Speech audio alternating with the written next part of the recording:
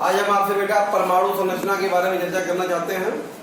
सबसे पहले हम परमाणु संरचना के बारे में बात करने से पहले परमाणु के बारे में जान लिया जाए कि ये परमाणु होता क्या है। एटम, मेरे ख्याल सभी लोग जानते हैं भाई, किसी भी तत्व का वह सूक्ष्मतम कण जिससे अणु बनते हों या अणु बनते हैं तथा रासायनिक अभिक्रियाओं में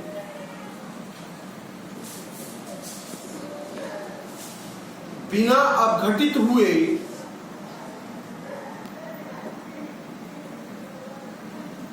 भाग लेता है, परमाणु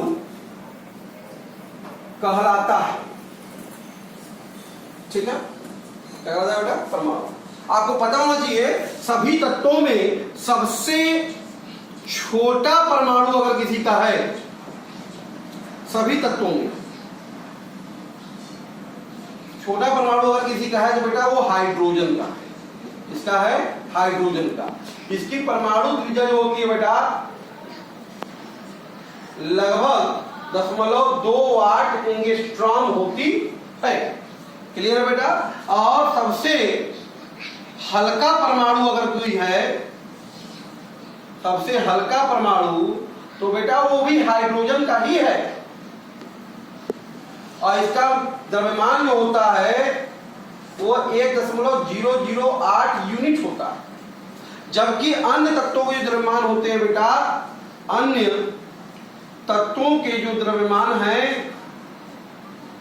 बेटा वो 2 से लगभग 260 यूनिट के मध्य के होते हैं। क्लियर है? तो बेटा ये परमाणु है। बात समझ में आया? अब हम परमाणु के कणों की विवेचना करेंगे कि कैसे उनके कणों की खोज हुई, उनका अध्ययन करते हैं। क्लियर है? कैथोड किरणों की, कैथोड किरणें, कैथोड रेज, ध्यान दीजिएगा बेटा। जूलियस पलकर बेटा एक कांचकार थे। उन्होंने एक विसर्जन नलिका लिया, इसको कहते हैं बेटा विसर्जन नलिका। विसर्जन नलिका जिसमें उन्होंने 2 प्लेट लिए और इन प्लेटों का संबंध एक उच्च वोल्ट की बैटरी, लगभग इसका वोल्टेज 10,000 वोल्ट, 10,000 के वोल्टता पर और बहुत ही कम दाब पर बेटा 0.001 mm दाब पर। तो बेटा जूलियस पलकर ने जब बेटा विसर्जन नलिका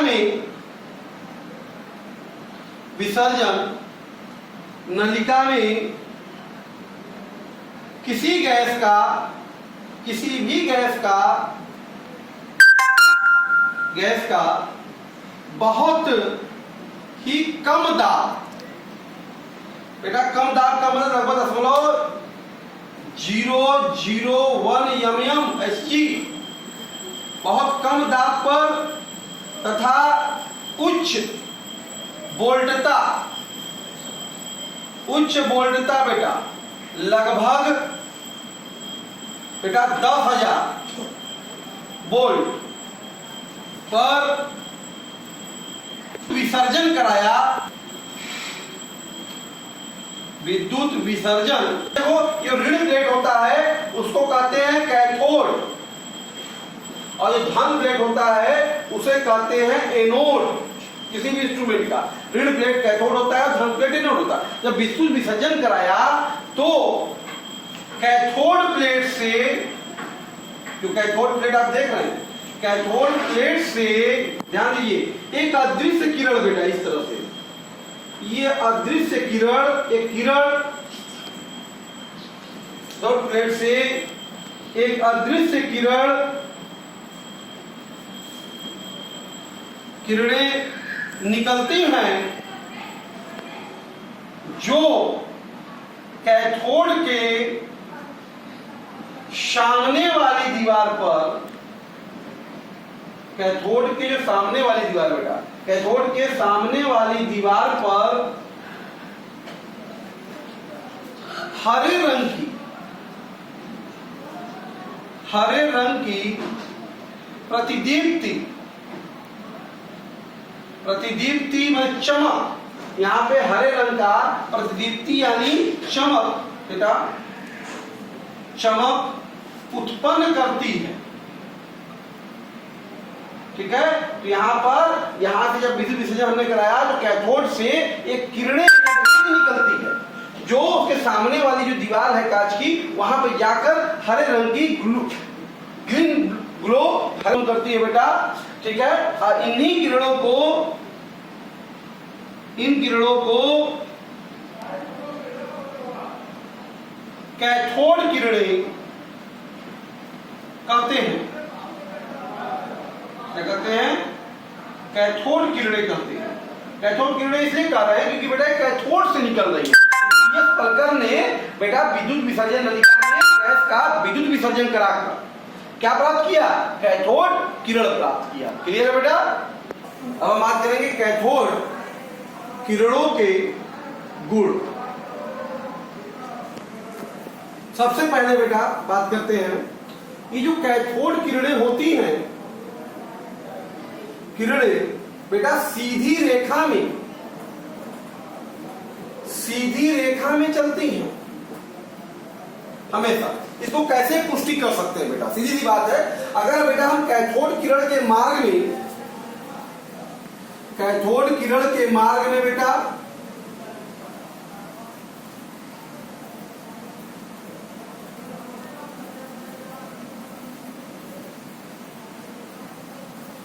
इस तरीके से अगर हम लोग कोई क्रॉस रख दें, अभ्रक का क्रॉस, अभ्रक की बात कर रहा है, अभ्रक की क्रॉस रख दें कैथोड रेज के मार्ग में, कैथोड किरणों के मार्ग में, तो बेटा कैथोड किरणों में विवर्तन एक घटना होती है। तो वो क्या होगा? विवर्तन के कारण हम पाएंगे बेटा यहां पर उसके मार्ग में इसकी ये जो आपके सामने क्रॉस आपने देखा है, इस तरह से जो क्रॉस आप देख रहे हैं, ये क्रॉस का एक आपको एक शैडो, एक परछाई प्राप्त होता है मार्ग में। ठीक है, एक मार्ग में परछाई, ये परछाई बनता है इसके मार्ग में, कैथोड के मार्ग में परछाई बनने लगती है। तो डेफिनेटली जहां पर भी अगर प्रकाश के मार्ग में अगर हम रुकावट पैदा करेंगे तो उसकी छाया बनना इस बात को पुष्टि करता है कि कैथोड की किरणें क्या है बेटा, वो सीधी रेखा में चलती है, प्रकाश किरणें सीधी रेखा में चलती हैं। तो इसके कैथोड के मार्ग में हमने छाया रखा क्रॉस, इसकी परछाई बन रही है, जो इस बात की पुष्टि करता है कि कैथोड किरणें कहां चलती है बेटा? सीधी रेखा में चलती है। क्लियर है? दूसरे गुण की बात अगर करें हम लोग, सेकेंड प्रॉपर्टी बेटा ध्यान दीजिएगा, कैथोड किरणें जो होती है बेटा,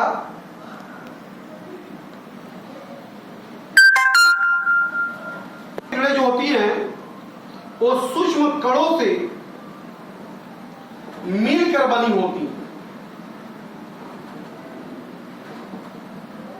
इस बात की पुष्टि हम कैसे कर सकते हैं कि कैथोड किरणें सूक्ष्म कणों से मिलकर बनी होती है बेटा?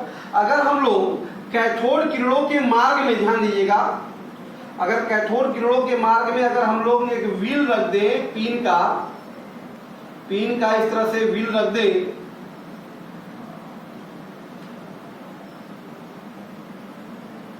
इस तरह से पहिया एक व्हील रख दें, पिन का एक व्हील,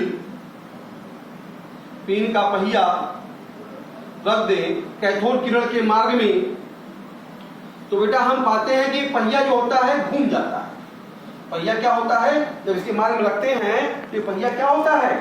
घूम जाता है। अगर पहिया घूम गया, इसका मतलब निश्चित तौर पे इस कणों, इस जो किरणें हैं, इसमें गति ऊर्जा है, कि गति ऊर्जा ट्रांसफर होने के कारण ही ऊर्जा स्थानांतरण अपनी कर दिया और उसको क्या किया? रोटेट करा दिया। तो इसका मतलब है गति ऊर्जा होने का मतलब ये इसमें क्या होगा? द्रव्यमान होगा, मतलब कण होगा। तो इस बात की पुष्टि करता है पहिया का घूमना कि कैथोड रेज जो है छोटे छोटे कणों से मिलकर बना होता है बेटा। क्लियर है? कैथोड किरणें विद्युत व चुंबकीय क्षेत्र में, चुंबकीय क्षेत्रों में विक्षेपित होती है, विक्षेपित होती है। ध्यान दीजिए बेटा, हम जब देखते हैं जैसे ही अगर ये हमारा विद्युत क्षेत्र है, मान लिया जाए ये कोई विद्युत क्षेत्र, हमने दो प्लेट है धन और ऋण, यहाँ पे विद्युत क्षेत्र है, ठीक है। जैसे ही किसी कैथोड किरण को, अगर ये कैथोड रेज, ध्यान दीजिएगा, ये कैथोड किरण है, कैथोड किरण को अगर विद्युत क्षेत्र में हम भेजते हैं तो हम पाते हैं विद्युत क्षेत्र में जाने के बाद कैथोड किरणें जो होती हैं बेटा वो धन प्लेट की ओर क्या होती हैं, धन प्लेट की ओर मुड़ जाती है। क्या होती है बेटा, कैथोड किरणें जो होती हैं वो धन प्लेट की ओर मुड़ जाती हैं, जो इस बात की पुष्टि करता है, इस बात की पुष्टि करता है धन की ओर अगर मुड़ जा रही है कैथोड किरणें तो निश्चित ही कैथोड किरणें क्या होंगी, ऋणावेशित कणों से मिलकर बनी होंगी। इसलिए हमारा जो बात होता है कि जो कैथोड किरणें होती हैं, कैथोड किरणें जो होती हैं बेटा वो ऋणावेशित कणों से मिलकर बनी होती है। क्लियर है बेटा। फिर हम बात करते हैं इसमें आगे होती हैं बेटा कैथोड किरणें गैसों को आयनित करती हैं। मतलब अगर किसी गैस के मिश्रण में कैथोड रेज भेज दें तो गैसें क्या होंगे, आयनों में अपघटित हो जाएंगे। अगली बात ध्यान जिसके गुण होते हैं बेटा, जो कैथोड किरणें होती हैं ये फोटोग्राफिक प्लेट को क्या करती हैं, फोटोग्राफिक प्लेट को प्रभावित करती हैं, ठीक है। और बेटा कैथोड किरणें जो होती हैं ये धातु के पतले पन्नी को भेजकर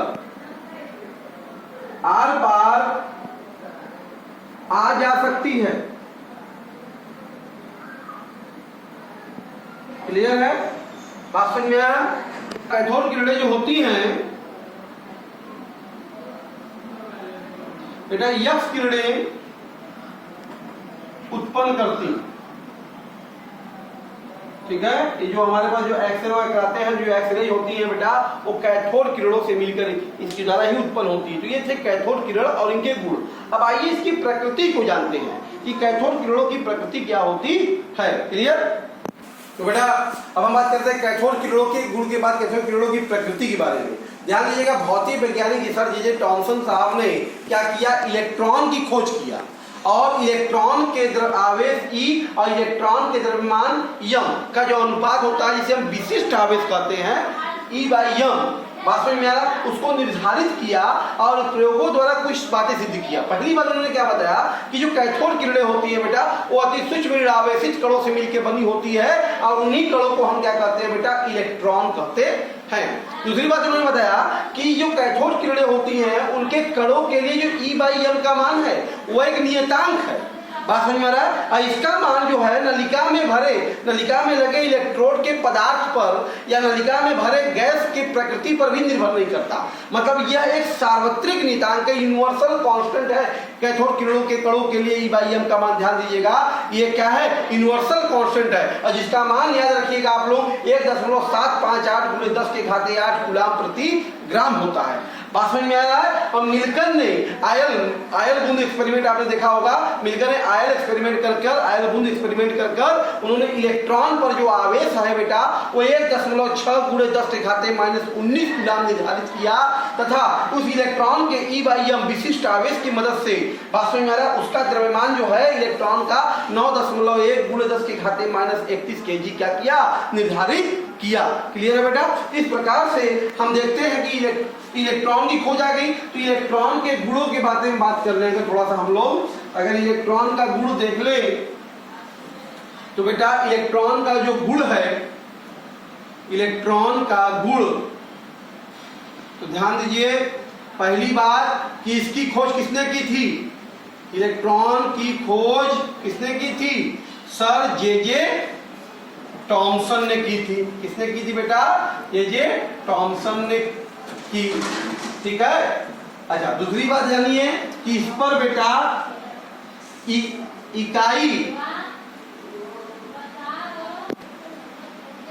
इकाई ऋणावेश उपस्थित होता है। इलेक्ट्रॉन पर जो है इकाई ऋणावेश उपस्थित होता है, जिसका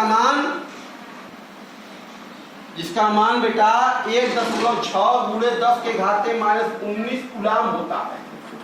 ठीक है। इलेक्ट्रॉन का आवेश कितना होता है? इकाई ऋणावेश जो है उसका मान 106 -19 कूलाम होता है। और इलेक्ट्रॉन का जो द्रव्यमान है बेटा, इलेक्ट्रॉन का जो द्रव्यमान है वो 9.1 गुणे 10 के घाते -31 केजी, जो कि ध्यान दीजिएगा, जो कि हाइड्रोजन के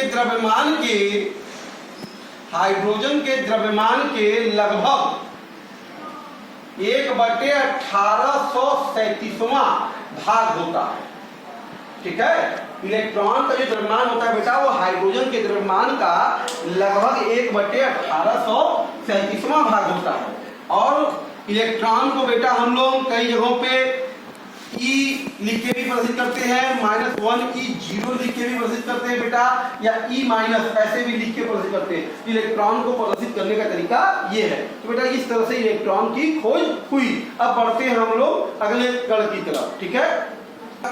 कैथोड किरणों के बाद अब हम बात करते हैं कैनोड किरणों की। इसमें होता क्या बेटा कि गोल्डस्टीन ने सुझाव दिया कि जो हम कैथोड प्रयोग कर रहे हैं किरण, उन्होंने अपने उस कैथोड की जगह पे छिद्रित पोल्ड कैथोड का प्रयोग किया। विसर्जन नलिका में जो कैथोड है वो छिद्रित कैथोड लगाया गया। और उसी प्रकार से जब हम लोग कम दाब पर विसर्जन नलिका में कोई गैस लेकर इसका क्या कराते हैं, विद्युत विसर्जन कराते हैं, तो हम देखते हैं कि कैथोड के दीवार के पीछे भी, सामने तो मिल रहा था वो कैथोड किरणें थी ही, लेकिन हम देखते हैं कैथोड की दीवार के पीछे भी हमें एक चमक दिखाई देती है। बात समझ में आया? एक चमक दिखाई देती है। तो इन्होंने क्या किया, गोल्डस्टीन ने इन किरणों का नाम रख दिया कैनोल किरणें रख दिया। क्यों? क्योंकि बेटा कैथोड से निकल रही हैं और दूसरी तरफ चली जा रही है। बात समझ में आ रहा है? इसलिए इनको क्या नाम रखा गया, कैनोल किरणें रख दिया गया। डब्ल्यू वाइन ने इस बात को सिद्ध किया प्रयोगों द्वारा कि जो कैनोल किरणें होती हैं वो धनावेशित कणों से मिलकर बनी होती हैं। इसलिए जे टॉमसन साहब ने इन कैनोल किरणों का नाम क्या रख दिया बेटा, धन किरणें रख दिया। धन किरणें क्यों रख दिया? क्योंकि ये धन किरणें धनावेशित कणों से मिलकर बनी होती है, तथा इन्हीं किरणों को, धन किरणों को बेटा हम लोग एनोड किरणों के नाम से भी जानते हैं। तो ये थी कैनोल किरणें कैसे उत्पन्न होती हैं। बात करते हैं इनके गुणों के बारे में बेटा। कैनोल किरणों के गुण क्या है? वही गुण है बेटा जो कैथोड से मिलती जुलती गुण है। आइए देखते हैं, जानते हैं। देखिए वही कैनोल किरणें भी बेटा, कैनोल किरणें सीधी रेखा में चलते हैं। कहने का मतलब इसके भी मार्ग में अगर आप कोई क्रॉस रख दे तो उसका क्या करेगा, परछाई बनाएगा। इससे सिद्ध होगा कैथोड किरण, कैनोल किरणें भी क्या है, सीधी रेखा में चलती है बेटा। कैनोल किरणें जो होती हैं, कैनोल किरणें सूक्ष्म कणों से मिलकर बनी होती हैं। सूक्ष्म कणों से मिलकर बनी होती हैं। इस बात की पुष्टि हम कर सकते हैं, अगर इसके मार्ग में कोई व्हील रख देंगे तो उसको घुमा देगा, तो इस बात से पुष्टि होगी कि इसमें काइनेटिक एनर्जी प्रोड्यूस हो रही है, गतिज ऊर्जा स्थित है। इसका मतलब एक कणों से मिलकर बना होगा बेटा। ये जो है चुंबकीय व वैद्युत क्षेत्र में विक्षेपित होती है। ठीक है। ये चुंबकीय और वैद्युत क्षेत्र में विक्षेपित होती है। जैसे ही बेटा हम लोग कैनोल किरणें हैं, ये हमारा जो कैनोल रेज है, कैनोल किरण, अगर हम लोग क्या करेंगे, इसको किसी वैद्युत क्षेत्र में रखेंगे बेटा, तो ये हमेशा क्या पाएंगे, ऋण प्लेट की ओर कहां मुड़ जाती है बेटा, ये ऋण प्लेट की ओर मुड़ जाती है। जो इस बात को सिद्ध करता है कि कैनोल किरणें जो होती है बेटा वो धनावेशित कणों से मिलकर बनी होती है। क्लियर है बेटा? ये कहां मुड़ती है, ऋण प्लेट की ओर मुड़ जाती है। क्लियर? ये भी क्या करती है, गैसों को आयनित करती है। ये भी गैसों को आयनित करती है। ये भी बेटा फोटोग्राफिक प्लेट को प्रभावित करती है। ये भी क्या करती हैं? फोटोग्राफिक प्लेट को प्रभावित करती हैं। बेटा ये भी स्फुरदीप्ति, स्फुरदीप्ति उत्पन्न करती हैं, चमके उत्पन्न करती है बेटा। क्लियर है? ये भी धातुओं की प्लेटों को, धातुओं की पतली पन्नियों को भेद सकते हैं, परंतु इनकी भेदन क्षमता जो होती है कैथोड किरणों से कम होती है। ठीक है? इनकी जो भेदन क्षमता होती है बेटा वो कैथोड किरणों से क्या होती है? कम होती है। इनका वेग कैथोड किरणों से कम होता है। ठीक है? तो ये है बेटा कैनॉल किरणों के गुण। ठीक है? अब हम बात करते हैं कैनॉल किरणों के प्रकृति के बारे में। ओके बेटा? कैनॉल किरणों की प्रकृति के बारे में बेटा ध्यान दीजिएगा कि ये कैनॉल किरणें होती है बेटा धनावेशित कणों से मिलकर बनी होती हैं। और सबसे बड़ी बात है कि धनावेशित किरणों के जो कण होते हैं इनके E/m का मान जो है नलिका में भरी गैस की प्रकृति पर होता है। अच्छा, उसमें अगर हम लोग अलग अलग गैस लेंगे तो E/m का मान अलग अलग है। इसका मतलब भिन्न भिन्न गैसों के लिए E/m का मान क्या होता है? भिन्न भिन्न होता है। और E/m का मान बेटा सबसे अधिकतम किस गैस के लिए होता है? हाइड्रोजन के लिए होता है। और इसका मान आपको बताना चाहिए 9.579 कूलाम प्रति ग्राम होता है, वो कि हाइड्रोजन का होता है। क्लियर? रदरफोर्ड ने फिर बताया कि जो कण है धनावेशित कण है इस पर 1.6 × 10⁻⁻19 कूलाम का धनावेश होता है बेटा। और इसका जो द्रव्यमान है 607 10⁻24 ग्राम जो लगभग हाइड्रोजन के द्रव्यमान के बराबर होता है। और इस कण को क्या करते हैं बेटा? प्रोटॉन कहते हैं। इसका मतलब प्रोटॉन की खोज यहां से हो गई। तो प्रोटॉन का गुण क्या है बेटा? प्रोटॉन के अगर गुण की बात करें, प्रोटॉन के गुण की बात करें तो बेटा जो पहली बात प्रोटॉन क्या है? इलेक्ट्रॉन की तरह परमाणु का क्या है? मूल कण है। क्या है? मूल कण है बेटा। इस पर इकाई धनावेश क्या होता है? इकाई धनावेश होता है जिसका मान 1.6 कूलाम होता है बेटा। इसका जो द्रव्यमान होता है, इसका द्रव्यमान 1.607 10⁻24 ग्राम होता है जो कि हाइड्रोजन के बराबर होता है बेटा। इसे हम लोग सिंपली P या 1P1 भी लिखकर प्रदर्शित करते हैं। तो इस तरह से हमारा बेटा दो मौलिक कणों की खोज हो गई, इलेक्ट्रॉन और प्रोटॉन की खोज हो गई। क्लियर है? इसके बाद अब हम बात कर लेते हैं थोड़ा न्यूट्रॉन की खोज की। क्लियर है बेटा? न्यूट्रॉन की खोज जरा देखिए। न्यूट्रॉन की खोज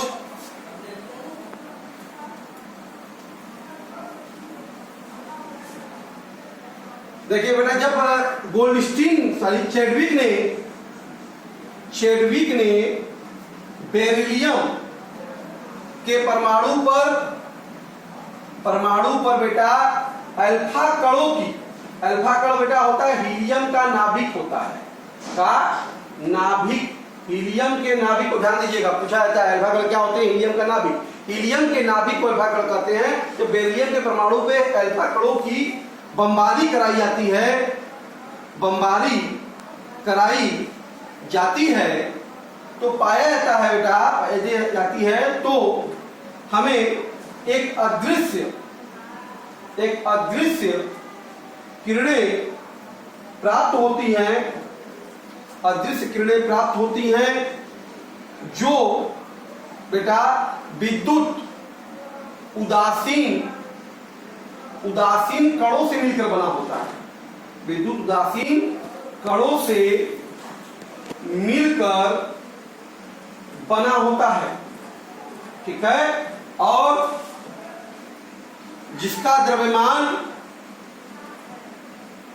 द्रव्यमान हाइड्रोजन के द्रव्यमान के, किसके बेटा, हाइड्रोजन के द्रव्यमान के मतलब ये 1.67 10⁻⁻24 ग्राम के बराबर होता है, ठीक है, होता है, जिसे बेटा न्यूट्रॉन कहते हैं। क्या कहते हैं, न्यूट्रॉन कहते हैं। क्लियर है, मतलब बेरिलियम पर इस तरह देखिए, ये बेरिलियम के परमाणु पर जब अल्फा कणों की, ये अल्फा कण है, इस पे बमबारी हम कराते हैं बेटा, तो हमको देखिए कार्बन का नाभिक परमाणु मिलता है और साथ में एक अदृश्य किरण मिलती है, और इसकी होती है न्यूट्रॉन के कणों से मिलकर बनी होती है। ये है हमारा न्यूट्रॉन। न्यूट्रॉन को बेटा 0 N1 से प्रदर्शित करते हैं, जो कि क्या होता है, विद्युत उदासीन कण होता है।